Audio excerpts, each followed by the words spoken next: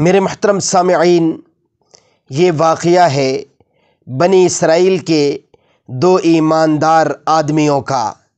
یہ واقعہ ہمارے لیے بھی بہت ہی سبق آموز ہے۔ بنی اسرائیل کے ایک آدمی نے بنی اسرائیل کے ایک دوسرے آدمی سے 1000 دینار قرض مانگے۔ اس نے کہا کہ پہلے ایسے گواہ لاؤ جن کی گواہی پر مجھے اعتبار ہو۔ قرض مانگنے والا بولا کہ گواہ تو بس اللہ ہی کافی ہے۔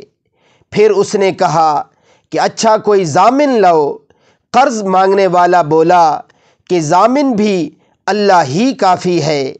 اس نے کہا کہ تم نے سچی بات کہی۔ چنانچہ اس نے ایک مقررہ مدت کے لیے اس دوسرے شخص کو قرض دے دیا۔ یہ صاحب قرض لے کر دریائی سفر پر روانہ ہوئے اور پھر اپنی ضرورت پوری کر کے کسی سواری کی تلاش کی تاکہ اس سے دریا پار کر کے اس مقررہ مدت تک قرض دینے والے کے پاس پہنچ سکے جو اس سے طے پائی تھی اور اس کا قرض ادا کرے، لیکن کوئی سواری نہ ملی۔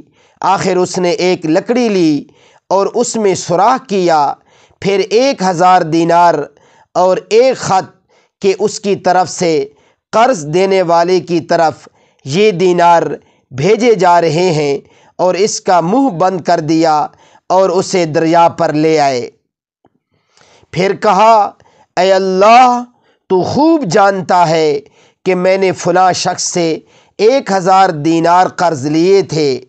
اس نے مجھ سے ضامن مانگا تو میں نے کہہ دیا تھا کہ میرا ضامن اللہ تعالیٰ کافی ہے، اور وہ بھی تجھ پر راضی ہوا۔ اس نے مجھ سے گواہ مانگا تو اس کا بھی جواب میں نے یہی دیا کہ اللہ پاک گواہ کافی ہے، تو وہ تجھ پر راضی ہو گیا۔ اور تو جانتا ہے کہ میں نے بہت کوشش کی کہ کوئی سواری ملے جس کے ذریعہ میں اس کا قرض اس تک مدت مقررہ میں پہنچا سکوں، لیکن مجھے اس میں کامیابی نہیں ہوئی۔ اس لیے اب میں اس کو تیرے حوالے کرتا ہوں کہ تو اس تک پہنچا دے۔ چنانچہ اس نے وہ لکڑی جس میں رقم تھی دریا میں بہا دی۔ اب وہ دریا میں تھی اور وہ صاحب قرض دار واپس ہو چکے تھے، اگرچہ فکر اب بھی یہی تھی کہ کسی طرح کوئی جہاز ملے جس کے ذریعے وہ اپنے شہر میں جا سکے۔ دوسری طرف وہ صاحب جنہوں نے قرض دیا تھا وہ اسی تلاش میں بندرگاہ آئے کہ ممکن ہے کوئی جہاز ان کا مال لے کر آیا ہو، لیکن وہاں انہیں ایک لکڑی ملی، وہی جس میں مال تھا۔ انہوں نے وہ لکڑی اپنے گھر کے ایندھن کے لیے لے لی، لیکن جب اسے چیرا تو اس میں سے دینار نکلے اور ایک خط بھی نکلا۔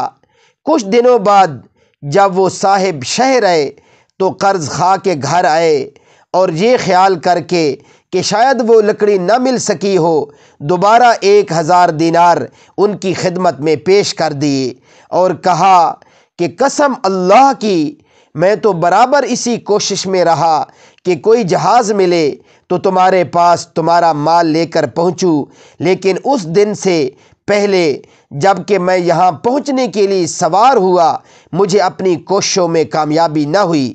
پھر انہوں نے پوچھا کہ اچھا یہ بتاؤ کہ کوئی چیز کبھی تم نے میرے نام بھیجی تھی؟ مقروض نے جواب دیا کہ کوئی جہاز بھی مجھے اس جہاز سے پہلے نہیں ملا جس سے میں آج پہنچا ہوں۔ اس پر قرض خواہ نے کہا کہ پھر اللہ نے بھی آپ کا وہ قرض ادا کر دیا جسے آپ نے لکڑی میں بھیجا تھا۔